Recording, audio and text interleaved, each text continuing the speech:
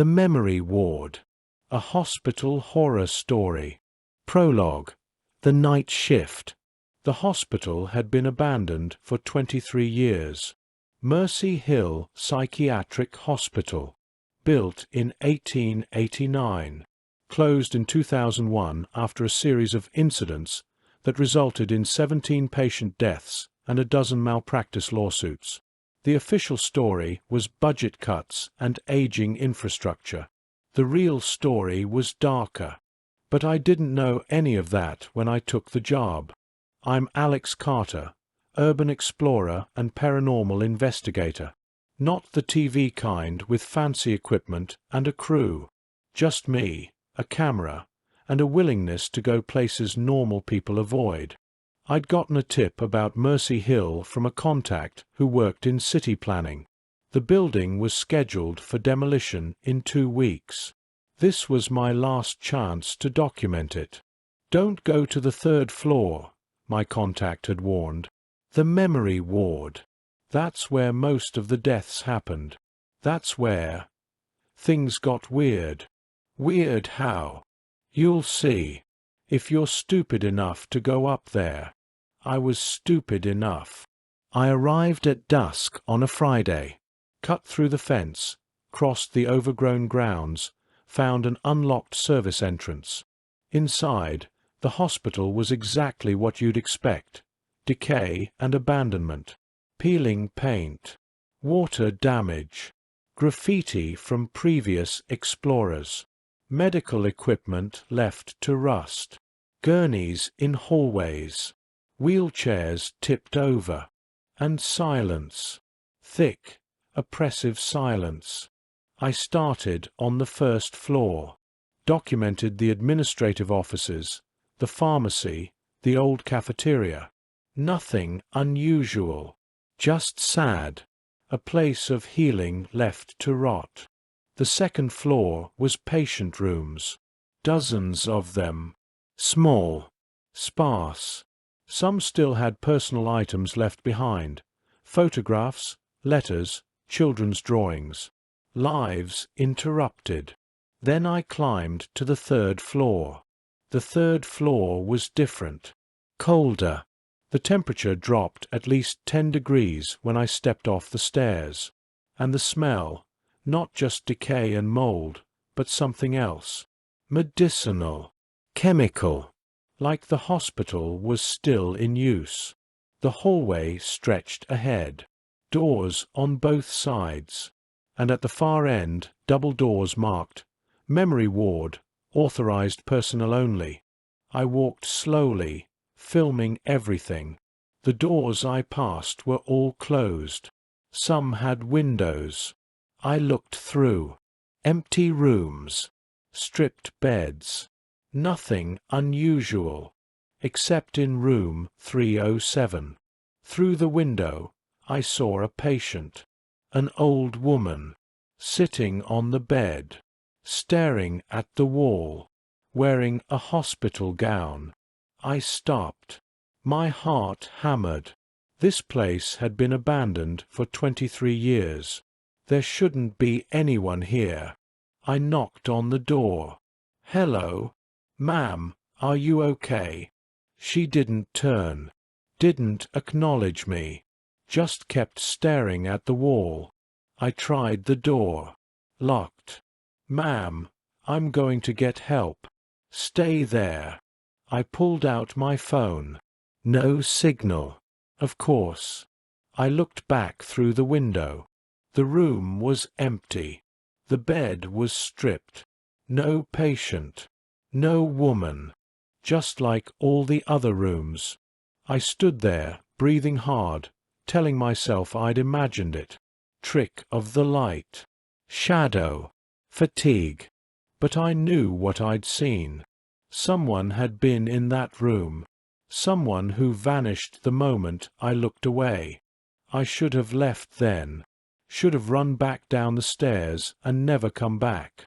Instead, I continued to the memory ward. The double doors were slightly ajar. I pushed them open. Beyond was another hallway. Shorter. 6 rooms on each side, and at the end, a nurse's station with a desk and filing cabinets. I stepped inside. The doors slammed shut behind me. I spun around, grabbed the handles, pulled, locked. From the outside. "No, no, no," I muttered, pulling harder. The doors didn't budge. I was trapped. I turned back to the hallway, noticed something I'd missed before. The lights were on, flickering, dying fluorescence, but definitely on. Electricity in an abandoned building that had been without power for over 2 decades, and I could hear something, faint, distant, voices, coming from the rooms. I approached the first door slowly. Room 301. Looked through the window. Inside, a patient sat on the bed. Young man, maybe 25, rocking back and forth, whispering to himself. I knocked. "Hello." He looked up, made eye contact, smiled, then vanished, like someone had turned him off. There 1 second, gone the next. Room 302. A middle-aged woman pacing, counting her steps. 1, 2, 3, 4, 5. 1, 2, 3, 4, 5. Over and over. She saw me, stopped, pointed at me with a shaking finger. "You're new," she said. "They always send new ones. To the memory ward. To remember. To forget. To stay. To stay. To stay. What are you?" She vanished. Room 303. A child. Couldn't be more than 8 years old. Drawing on the walls with crayons. Drawing the same thing over and over. A door. A black door. The child turned, looked at me with hollow eyes. "Help me," he said. "Help me remember. I can't remember. I can't remember who I am. I can't remember how to leave. Help me." Then he was gone. I backed away from the rooms. This was wrong. This was impossible. Ghosts didn't work like this. Didn't appear and disappear on command. Didn't interact. Didn't speak. Unless they weren't ghosts. I walked to the nurse's station, found the filing cabinets, pulled one open. Patient files. Hundreds of them. All from the memory ward. All from the 1990s. I pulled one at random. Patient. Sarah Mitchell, age 47. Diagnosis: severe Alzheimer's disease, early onset. Admitted, March 3, 1997. Treatment: experimental memory therapy. Dr. Elias Crane, head of neurology. Asterisk notes: patient shows no improvement. Memory degradation accelerating. Becoming non-responsive. Recommend transfer to long-term care. Asterisk. Asterisk final note. July 15, 2001. Patient deceased. Cause: unexplained cardiac arrest during therapy session. Body claimed by family. Asterisk. Another file. Patient: Marcus Webb, age 32. Diagnosis: traumatic brain injury, memory loss. Treatment: experimental neural reconstruction. Dr. Crane. Asterisk notes: patient reports vivid hallucinations. Claims he can see others in the ward. Claims they're stuck in their memories. Sedation increased. Asterisk. Asterisk final note. September 3, 2001. Patient deceased. Found in room. Cause unknown. No signs of trauma. Brain activity ceased spontaneously. Asterisk. File after file. Dozens of patients, all treated by Dr. Elias Crane, all part of experimental memory therapy, all dead, all died in 2001, in a 3-month period, July to September. 17 patients, 17 unexplained deaths. That's when the hospital closed, when Dr. Crane disappeared, when Mercy Hill became a cautionary tale. I found Dr. Crane's research notes in the bottom drawer. His handwriting was meticulous, clinical, until the final pages. Asterisk, the human memory is not stored in the brain. It's stored in space, in time, in the rooms where moments happen. The memory ward is a repository, an archive. Every patient who's lived here, died here, suffered here, they've left imprints, echoes, ghosts made of memory. Asterisk. Asterisk, I've found a way to access them, to record them, to trap them. The therapy device creates a field. Resonance. The patient's memories become tangible, visible. They can see their pasts, relive them, be healed by them. Asterisk. Asterisk, but something went wrong. The resonance is too strong. The memories are bleeding together.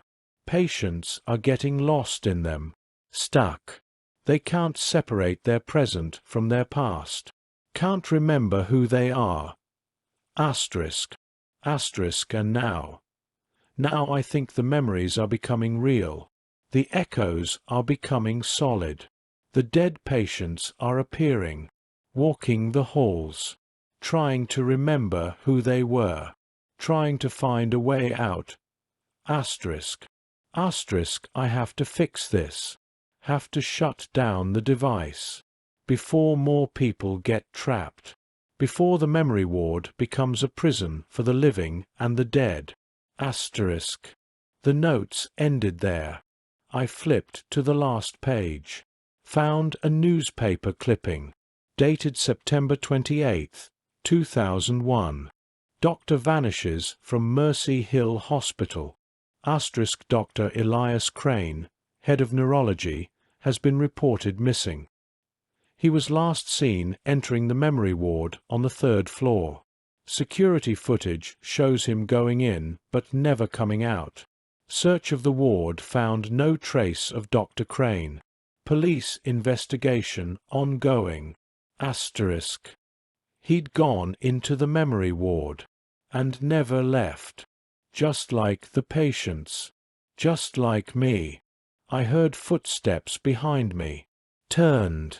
A man stood in the hallway, mid-50s, wearing a doctor's coat, looking confused. "Are you a patient?" he asked. "I don't remember admitting you. But then, I don't remember much anymore.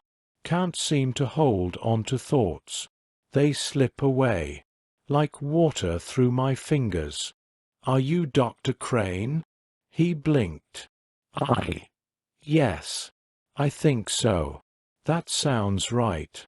But I can't remember. Can't remember why I'm here. Can't remember how long I've been here. Days.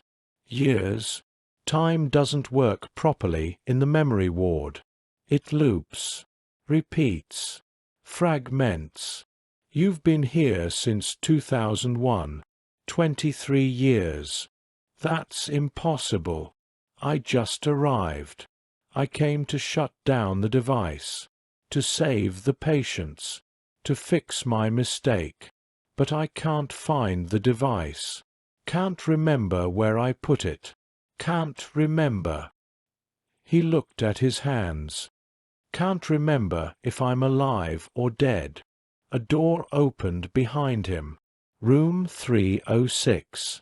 A patient stepped out. Then another from 304.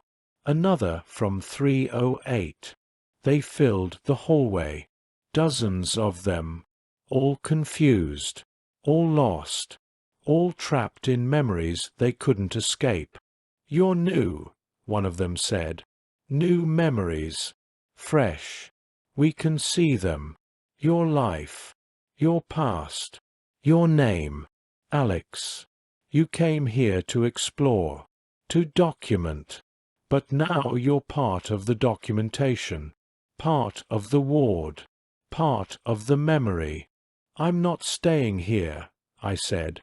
"None of us planned to stay," Dr. Crane said sadly. "But the ward keeps you, traps you in your own memories, makes you forget you're trying to leave. Soon you'll forget you ever wanted to leave.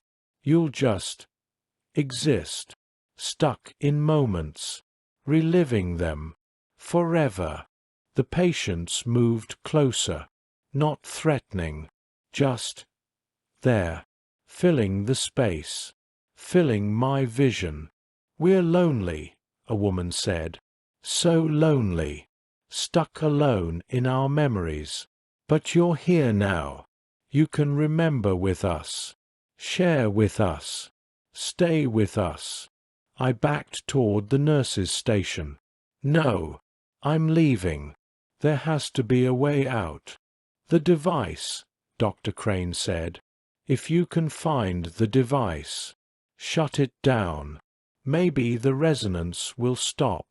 Maybe we'll be free. Maybe we'll finally be able to. He trailed off, forgot what he was saying.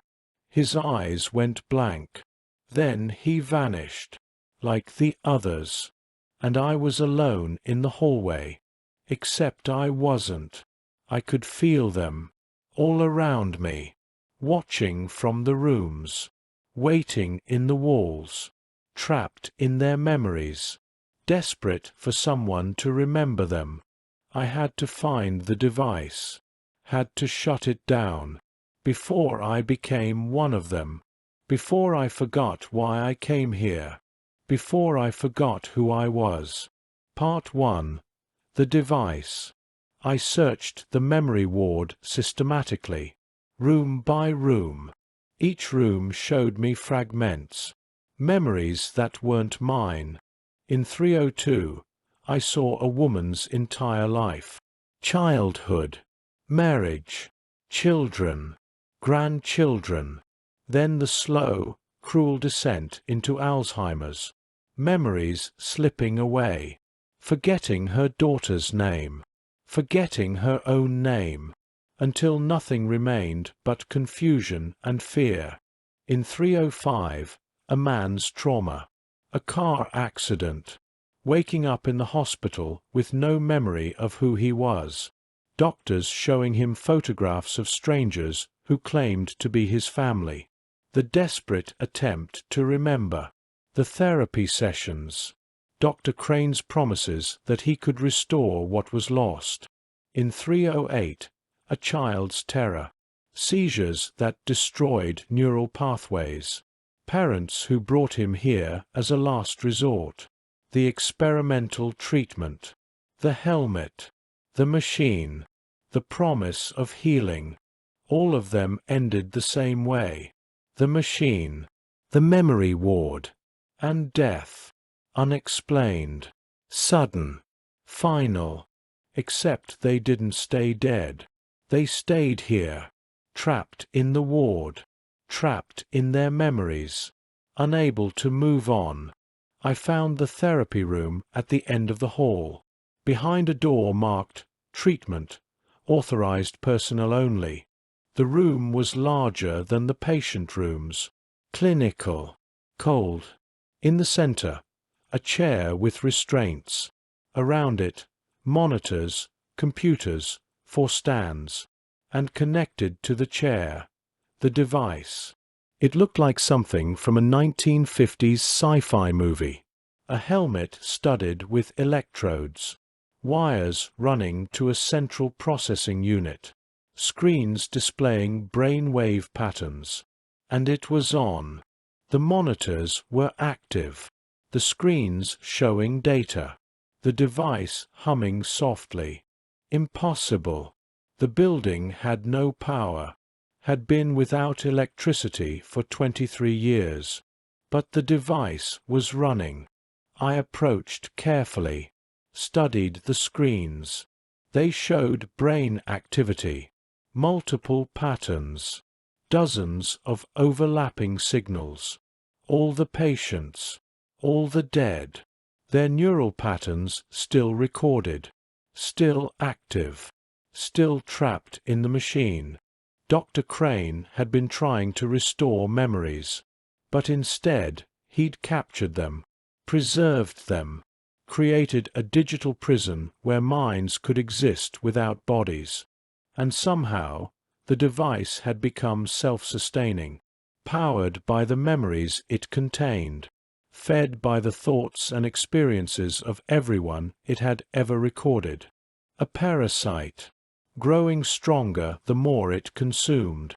I found a control panel, switches, dials, and one large red button labeled Emergency Shutdown. I reached for it. A hand grabbed my wrist. I spun around. Dr. Crane stood behind me, more solid now, more present. "Don't," he said. "If you shut it down, we'll die. Really die. The only thing keeping us conscious is the device.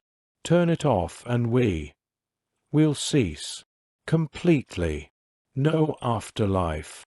No moving on. Just nothing.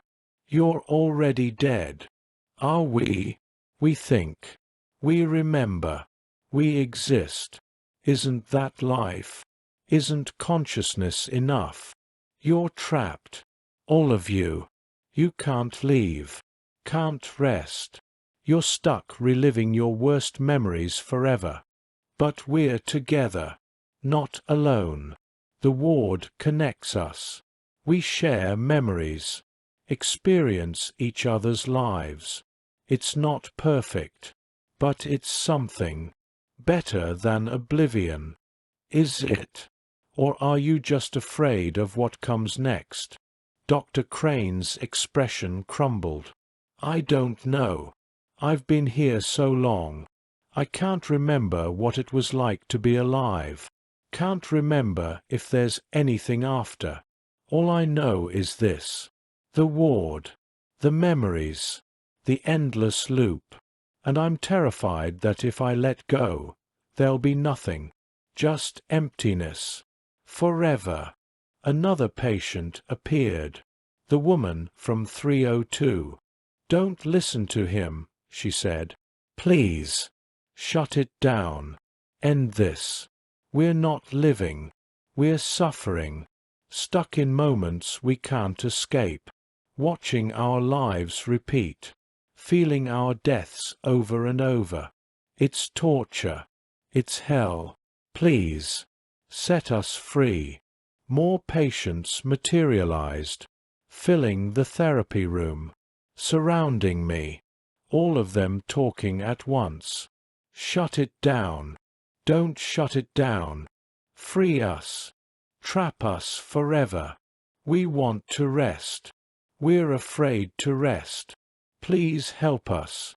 Please leave us alone."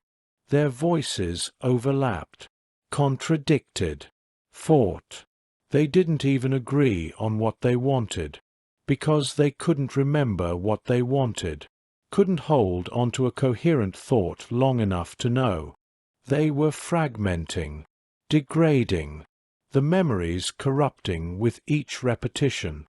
Soon they'd be nothing but noise, static, ghosts of ghosts. "I'm shutting it down," I said. "No." Dr. Crane lunged for me. I hit the button. The device powered down. The humming stopped. The screens went dark. For a moment, nothing happened. Then the patients started screaming. Not in pain. In relief. In release. In gratitude. They dissolved. One by one. Fading like mist in sunlight. Their faces peaceful, finally at rest. Dr. Crane was the last to go. He looked at me with tears streaming down his face. "Thank you," he whispered. "Thank you for being braver than I was." Then he was gone. All of them were gone. The memory ward was empty, silent, finally abandoned. I stood in the therapy room, alone, listening to my own breathing. Then I heard footsteps behind me. I turned. A patient stood in the doorway. Someone I hadn't seen before. Younger than me. Teenager. Wearing a hospital gown from the 1990s. "You shut it down," she said. "Yes. They're free now. At rest." Not all of them. She stepped into the room. Some of us weren't in the device. Some of us died before Dr. Crane started recording. We're still here. Still trapped. Not by the machine. By the building itself. By the memories soaked into the walls. And now, with the device off, we're stronger. More present. More hungry. Hungry for what? For someone to remember us. To know we existed. To carry our stories. She moved closer. "You came here to document the hospital. To explore. To record. So record us. Remember us. Take our memories with you. And maybe we can finally let go." How? Experience what we experienced. See what we saw. Feel what we felt. Live our final moments. Then you'll understand. Then you'll know. And then you can tell others. Make sure we're not forgotten. I don't. She touched my forehead. And I was somewhere else. Part 2. The memories. I was in the memory ward. But it was different. Clean. Operational. Full of staff and patients. It was 1997. I knew this somehow. Knew I was experiencing someone else's memory. The teenage girl's memory. Her name was Rachel. Rachel Morrison. 15 years old. Brain tumor. Inoperable.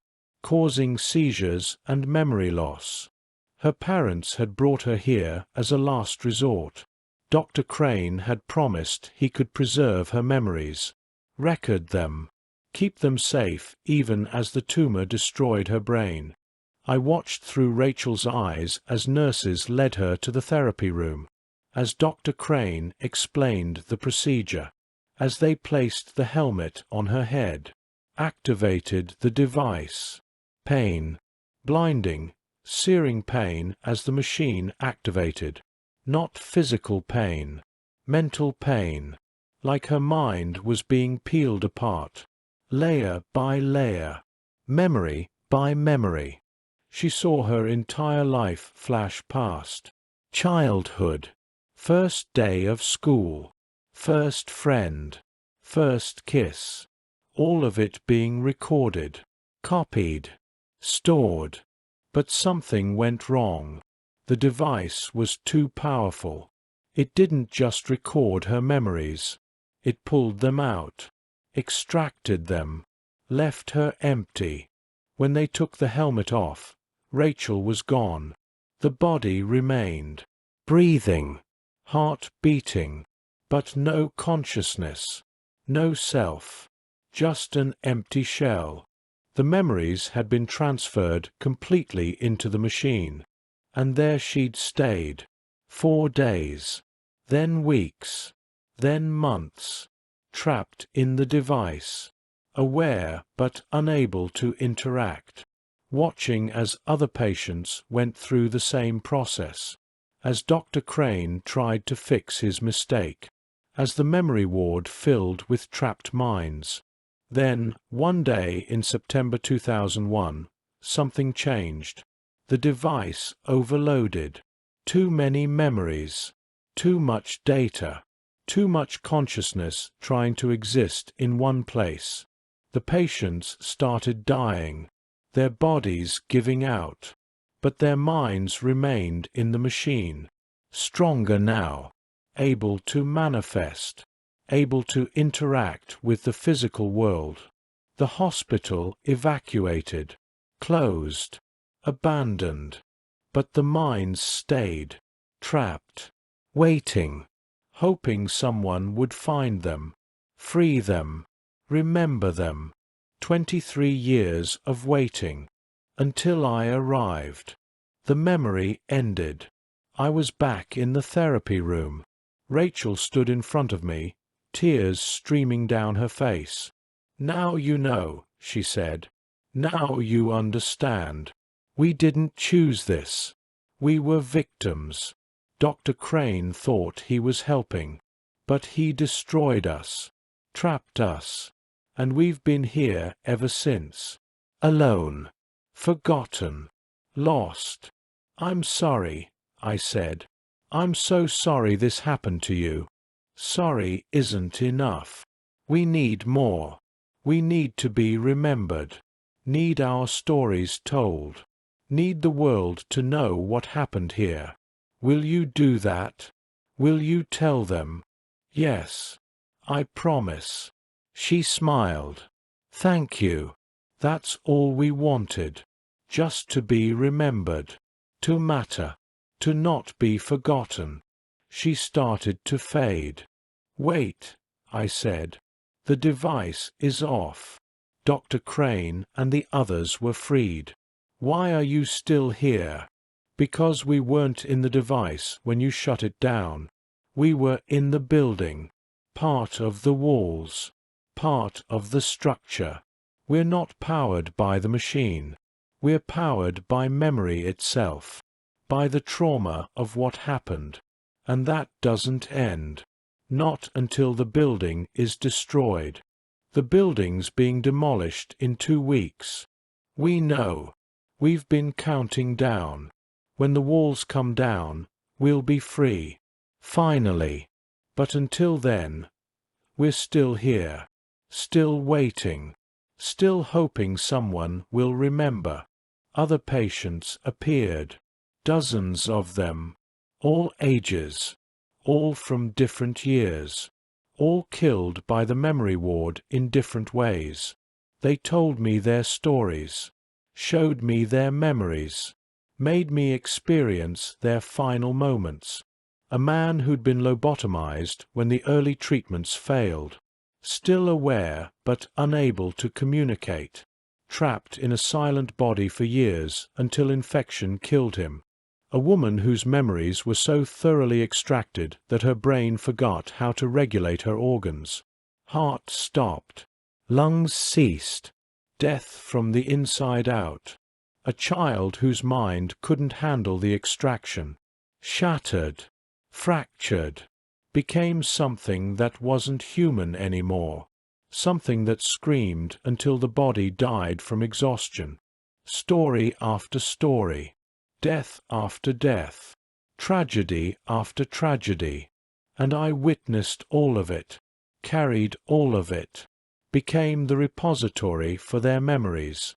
By the time they finished, I was on my knees, crying, overwhelmed by the weight of their suffering. "You understand now," Rachel said gently. "You carry us now. When you leave, you'll take our stories with you. Tell the world. Make sure they know. Make sure we're not forgotten." "I will. I promise." The patients began to fade. Not dying. Just waiting. Conserving energy. Until the demolition. Until their final release. Rachel was the last to go. "Thank you," she said, "for listening, for caring, for remembering. You're a good person, Alex Carter. Don't forget that. Don't let what you've seen here break you." Then she was gone. I was alone in the therapy room. The double doors at the entrance to the ward were open now. Unlocked. I could leave. But I didn't move. Couldn't move. The weight of what I'd experienced was crushing. All those memories, all that pain, all that death. How was I supposed to carry this? How was I supposed to tell these stories without breaking? I sat there for a long time, until my camera's battery died, until my flashlight dimmed, until the first light of dawn crept through the broken windows. Then I stood up, picked up my equipment, and walked out of the memory ward. Part 3. The Witness. I made it out of the building, crossed the grounds, climbed through the fence, stood on the street, looking back at Mercy Hill Psychiatric Hospital. It looked normal in the morning light, just an old building, waiting for demolition. But I knew what it really was. A prison, a tomb, a place where memories went to die. I drove home, showered, slept for 16 hours straight. When I woke up, I checked my camera. The footage was corrupted, glitched, unusable. I documented nothing, had no proof of what I'd experienced, just memories, other people's memories, living in my head, demanding to be told. I started writing, typed for days, everything I'd seen, everything I'd learned, every patient's story, posted it online, sent it to newspapers, local historians, anyone who would listen. Most people dismissed it, said I'd made it up, called it creepypasta, fiction. A few believed me. Former staff from Mercy Hill, families of patients who died there. They contacted me privately, shared their own stories, confirmed details I couldn't have known. And slowly, the truth came out. The experimental treatments, Dr. Crane's research, the deaths, the cover-up. The hospital demolition was delayed while investigators looked into the allegations. They found evidence, records, equipment, the device itself, still in the therapy room. The story made national news. Experimental horror at Mercy Hill Psychiatric Hospital. Doctors' illegal memory experiments killed 17 patients. Dr. Elias Crane was officially declared deceased. His medical license revoked posthumously. The hospital administrators who'd covered up the deaths faced charges. And the patients, the ones who died in the memory ward, finally got their acknowledgement. Their names released, their families notified, their stories told. Rachel Morrison, Marcus Webb, Sarah Mitchell, all 17 of them, named, remembered, honored. The families held a memorial service, invited me. I went, met Rachel's parents, now in their 60s. They'd spent 23 years thinking their daughter had simply died from her tumor. Now they knew the truth, knew she'd been trapped, suffering, waiting. "Thank you," her mother said, crying. "Thank you for finding her, for listening to her, for making sure she wasn't forgotten." "I'm sorry I couldn't save her," I said. "You did save her. You gave her voice. You told her story. That's all she wanted." The demolition happened 2 weeks later. I was there to watch. They brought in the wrecking balls, the explosives, and they brought down Mercy Hill Psychiatric Hospital, floor by floor, wall by wall, until nothing remained but rubble. As the 3rd floor came down, as the memory ward crumbled, I swear I saw them, figures in the dust, rising upward, dozens of them, the patients, the trapped minds, finally freed. Rachel was among them. I recognized her somehow. She looked back at me, smiled. mouthed, "Thank you." Then they were gone, released, at peace. Or so I hoped. Epilogue.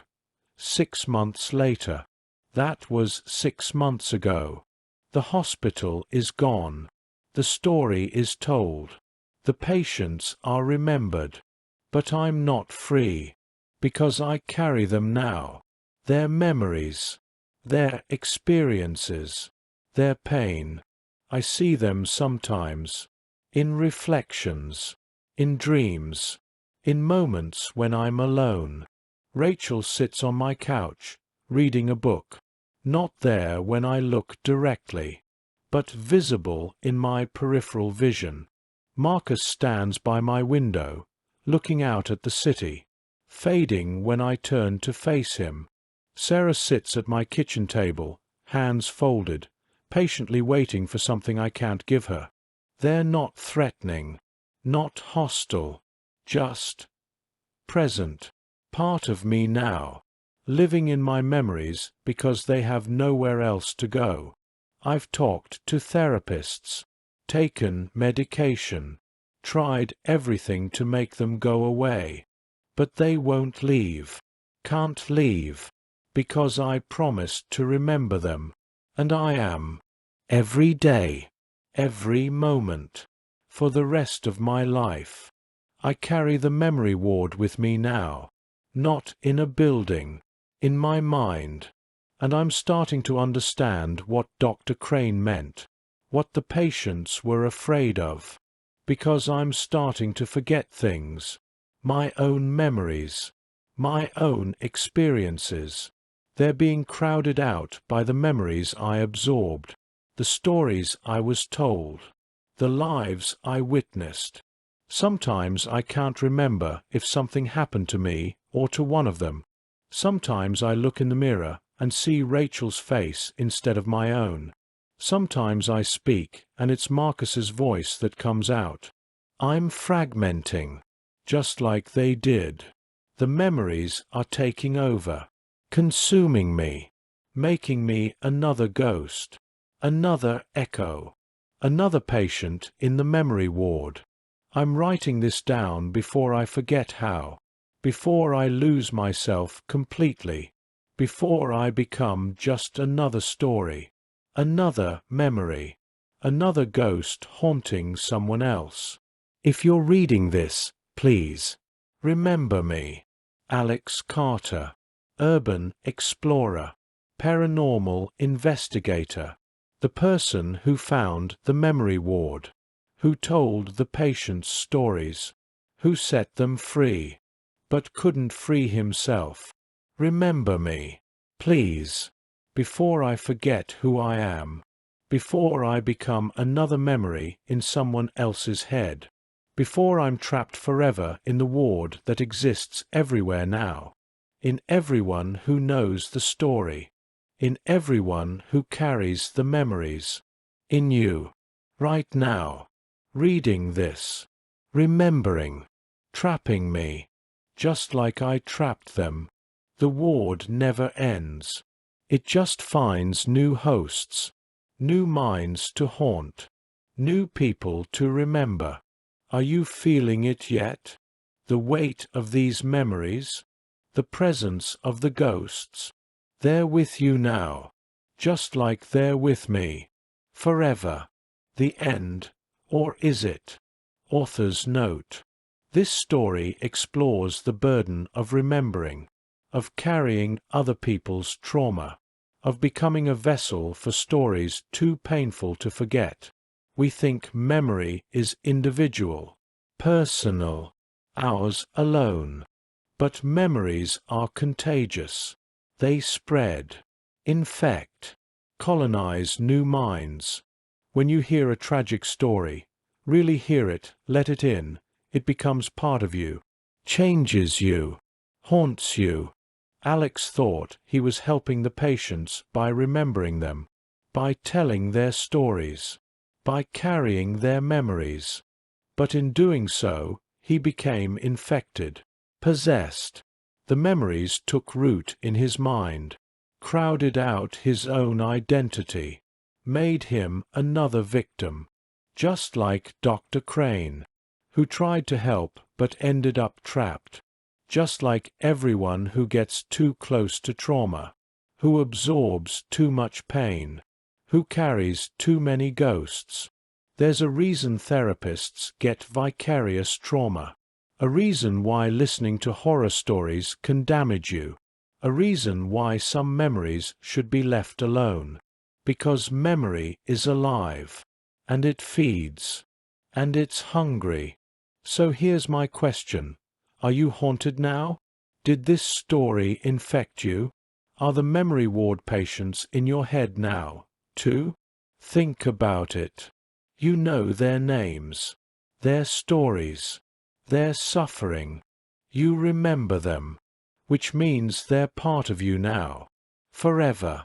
Welcome to the memory ward. Population, everyone who reads this, including you.